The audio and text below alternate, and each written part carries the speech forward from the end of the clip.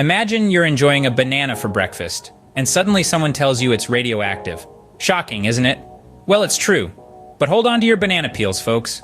This isn't a sci-fi movie, and your breakfast isn't about to turn you into a superhero or a mutant.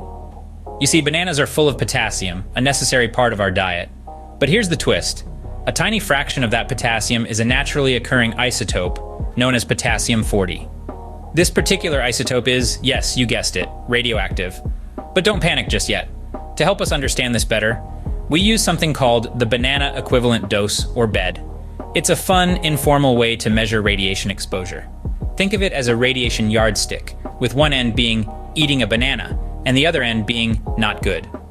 But before you start wearing a lead apron to peel your bananas, let's delve a bit deeper into the science behind it. So, why are bananas radioactive? It all comes down to a little thing called potassium-40, a naturally occurring isotope of potassium. Now let's break down this science.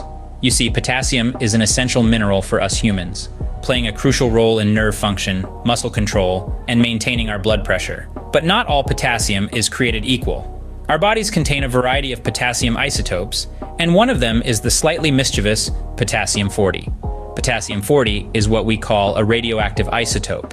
This means that it is unstable and occasionally likes to shake things up by releasing particles or energy in a process called radioactive decay.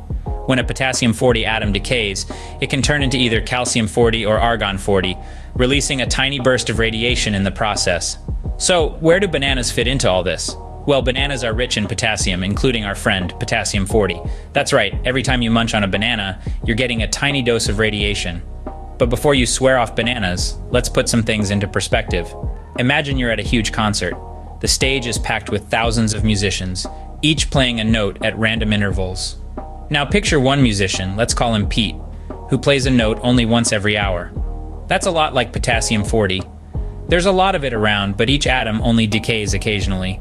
So, while you're surrounded by a cacophony of sound, Pete's single note is almost impossible to hear. That's the radiation from a banana. It's there, but it's so minuscule that our bodies hardly notice it. Plus, our bodies have a neat trick up their sleeves. They maintain a balance of potassium, so any excess, including any radioactive potassium-40, is promptly shown the exit via our urine. So yes, while bananas are radioactive, they are not the only ones. Many things around us are. But should we be worried? Now you might be thinking that it's time to ditch bananas and run for the hills. But hold on a second. Let's put things into perspective. The radiation dose you get from enjoying that tasty banana is minuscule compared to other common sources. For example, the radiation you'd receive from a chest CT scan is equivalent to munching on 70,000 bananas in one go. Now, that's a lot of banana bread. And living near a nuclear power plant for a year would be akin to consuming 2,500 bananas.